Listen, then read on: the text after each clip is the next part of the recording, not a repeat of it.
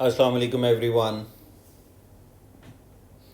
आज हम cost accounting का income statement with marginal costing and absorption costing का बड़ा इम्पोर्टेंट एंड डिटेल्ड क्वेश्चन करेंगे जो लास्ट 20 ईयर्स में आया हुआ है।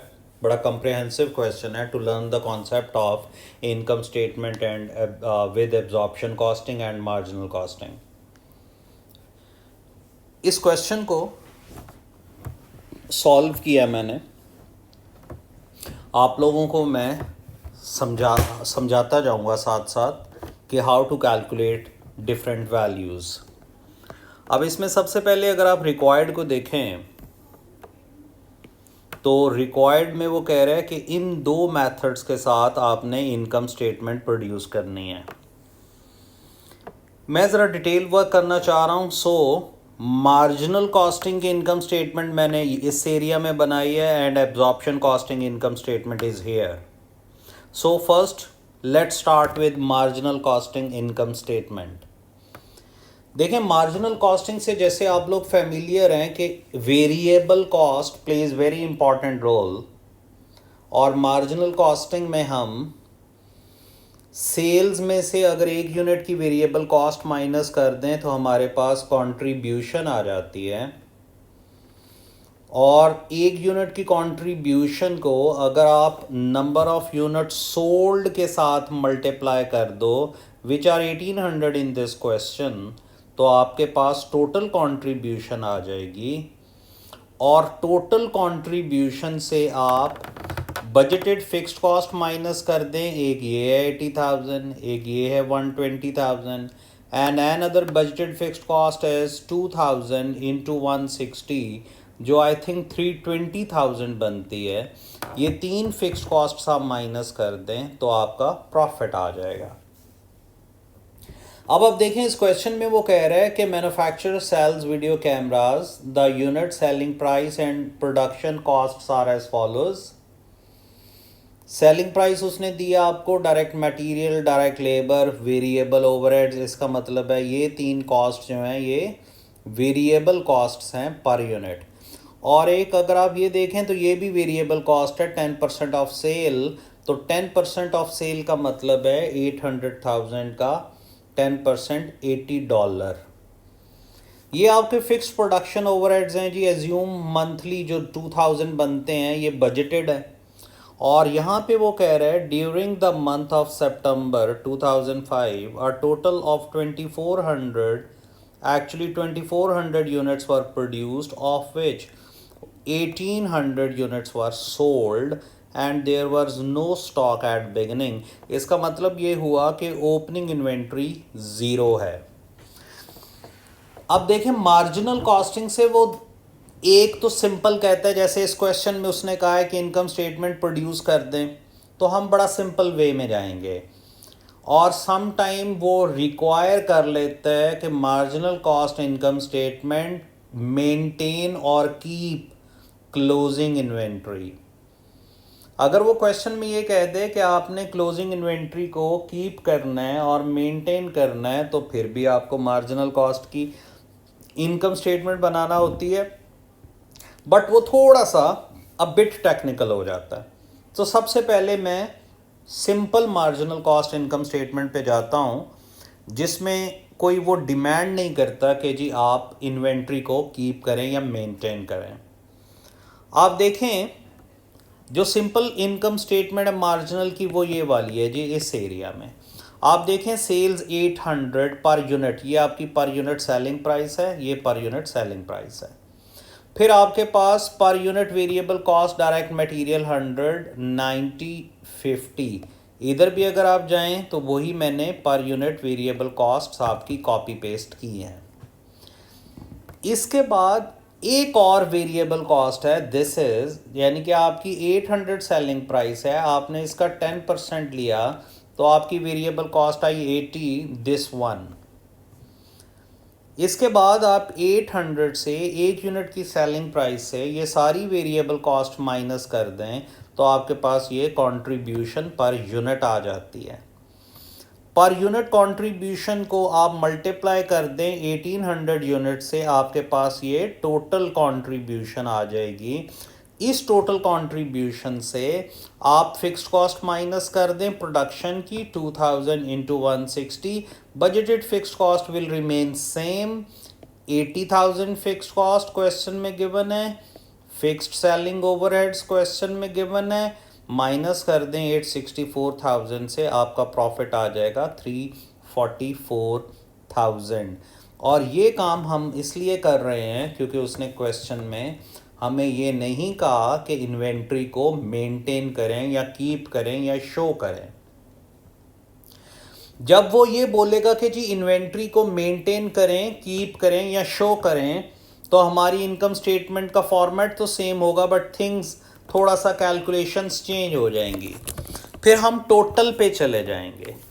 अगर हम टोटल की बात करें तो टोटल में अगर आप देखें तो आपकी ये सेल्स आ रही हैं, आपने 2400 यूनिट सेल किए हैं, प्रोड्यूस किए हैं, सॉरी 1800 आपने सेल किए हैं, तो इसका मतलब ये है 1800 इंटू 800, ये वैल्यू आ जाएगी 1440000, ऊपर मैंने 330 इसीलिए लगाए हैं।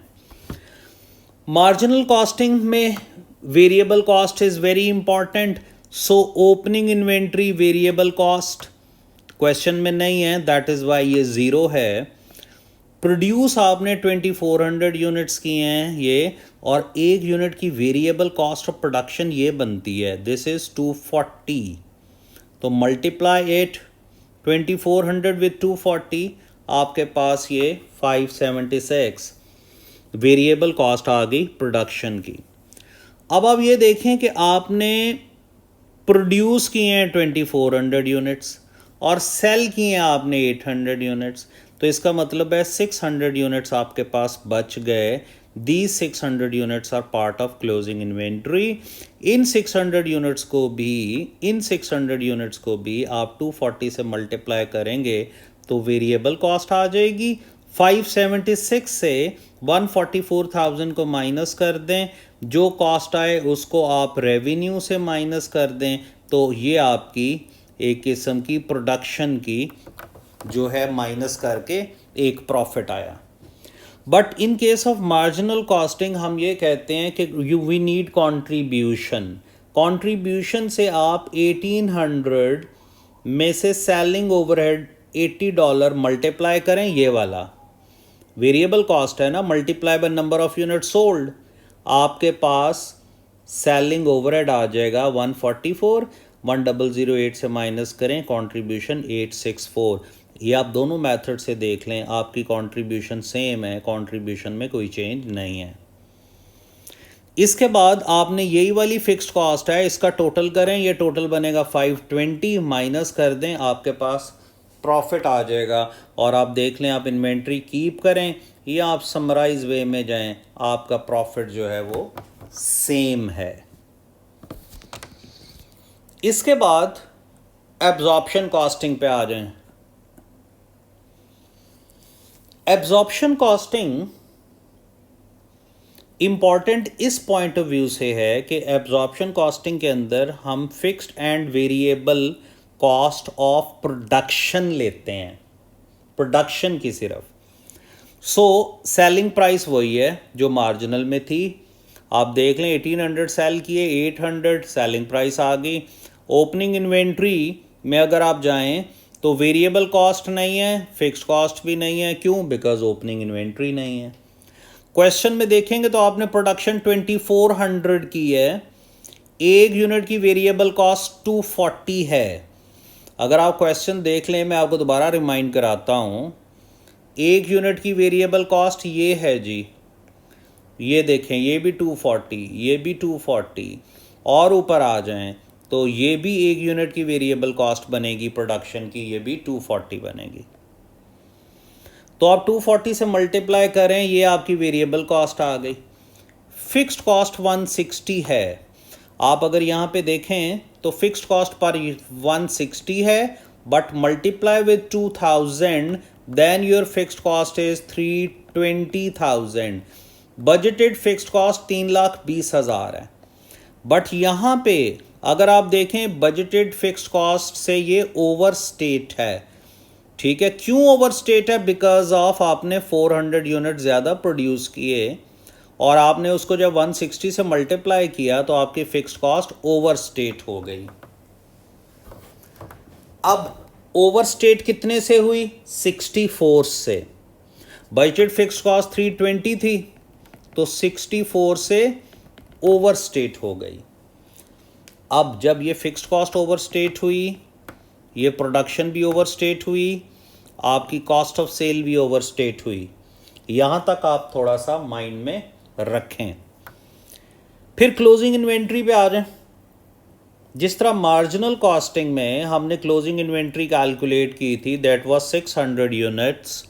The same case is here, units will remain same. हाँ, वेरिएबल कॉस्ट से मल्टीप्लाई अलहदा करेंगे, फिक्स कॉस्ट से अलहदा करेंगे, तो ये टोटल क्लोजिंग इन्वेंट्री की कॉस्ट ऑफ प्रोडक्शन आ जाएगी।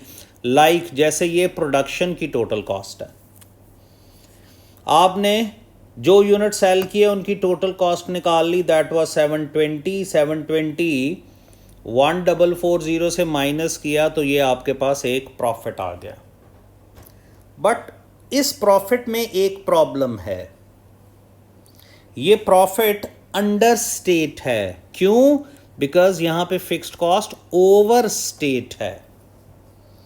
तो उसका दो सोल्यूशन है, या तो आप अपनी प्रोडक्शन कॉस्ट को कम कर दें जितने से फिक्स्ड कॉस्ट प्रोडक्शन की ओवर स्टेट है, और यहां पे लिख लें और यहां से माइनस कर दें।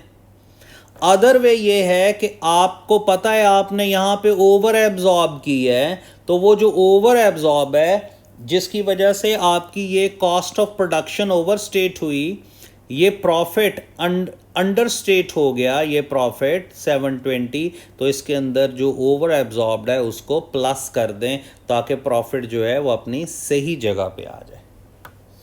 इसका मतलब है कि 384 यहाँ पे ज़्यादा था, जितने से ज़्यादा था यहाँ पे मैंने प्रॉफिट में वापस ऐड कर दिया, तो ये अमाउंट 320 रह गई। क्योंकि अगर आप देखें, आप 384 से अगर 64 माइनस करें तो ये 320 रह जाएगी। फिर आप आ जाएं अदर कॉस्ट्स पे। मार्ज एब्जॉर्प्शन का फॉर्मेट थोड़ा सा डिफरेंट है। अदर कॉस्ट पे आ जाएं, आपके पास वेरिएबल सेलिंग ओवरहेड है 1440 का 10% ये आ गया, अदर फिक्स्ड कॉस्ट है 200 आ गया, दोनों को ऐड किया, इसमें से माइनस किया तो ये आपका प्रॉफिट आ गया जी, विच इज़ 440,000। अब देखें यहाँ पे प्रॉफिट है 440 और यहाँ पे प्रॉफिट है 344। तो मार्जिनल एब्जॉर्प्शन की इनकम स्टेटमेंट में वो एक और चीज़ आपसे पूछ लेता है, वो ये कहता है कि जी why there is a difference between both profits. तो आपको फिर उसको क्लैरिफाई करना है। याद रखें, marginal costing and absorption costing के प्रॉफिट में जो डिफरेंस होता है that is only and only due to opening inventory and closing inventory fixed costs. इन दोनों की वजह से होता है, तीसरी कोई रीजन नहीं है। Opening inventory fixed cost and closing inventory fixed cost. जैसे देखें 784 में से आप 96 माइनस कर दें, आपका मार्जिनल का प्रॉफिट आ जाएगा। मार्जिनल का प्रॉफिट आ जाएगा, ये चीज़ याद रखनी है। क्योंकि पास्ट पेपर में एक क्वेश्चन ऐसा आया हुआ है जिसके अंदर उसने आपको फिक्स्ड कॉस्ट्स दी हैं पर यूनिट ओपनिंग और क्लोजिंग की, और उसने कहा है कि एब्जॉर्प्शन का प्रॉफिट देके मार्जिनल का प्रॉफिट निकाल दो, या मार्जिनल का देके उसने कहा एब्जॉर्प्शन का प्रॉफिट निकाल दो। तो वो इसी मेथड से निकलता है जो मेथड मैंने आपको बताया कि absorption costing profit 440 minus closing inventory fixed cost plus opening inventory fixed cost is equal to marginal costing profit. मेरा ख्याल है वो नेक्स्ट पार्ट में ये पूछ रहा है यहाँ पे कि explain why the profit found with absorption costing differ from marginal costing. इसके लिए ये एक्सप्लेनेशन है जी कि difference in marginal and absorption costing profit is only due to the opening and closing inventories fixed cost. अब आप देखें question में ओपनिंग इन्वेंट्री ये एब्जॉर्प्शन प्रॉफिट है, ओपनिंग इन्वेंट्री फिक्स कॉस्ट 0 है, closing inventory fixed cost is 96, तो आपके पास ये मार्जिनल कॉस्टिंग का प्रॉफिट आ जाएगा। इसके बाद अगर आप सी पार्ट पे चलें तो वो आपसे कहते हैं कि कैलकुलेट ब्रेक इवन पॉइंट। जब आपने ब्रेक इवन पॉइंट कैलकुलेट करना है तो आपके पास total fixed cost divided by contribution per unit है। अगर आप मार्जिनल कॉस्टिंग के फॉर्मेट पे आ जाएं तो टोटल फिक्स्ड कॉस्ट है ये 520, this is total fixed cost, और एक यूनिट की कंट्रीब्यूशन है 480। इसका मतलब ये है कि 520,000 को अगर आप 480 से डिवाइड कर लें तो आपके ब्रेक इवन यूनिट्स आ जाएंगे। आंसर पॉइंट में आता है, दैट इज़ वाई 1083 और 1084 बोथ आर करेक्ट। ये आपकी डिटेल्ड कैलकुलेशन थी जी, absorption costing and marginal costing income statement with, अगर आपने इन्वेंट्री नहीं कीप करनी तब भी, अगर आपने इन्वेंट्री कीप करनी है तब भी जी। Thank you so much for your cooperation जी। अल्लाह हाफिज़।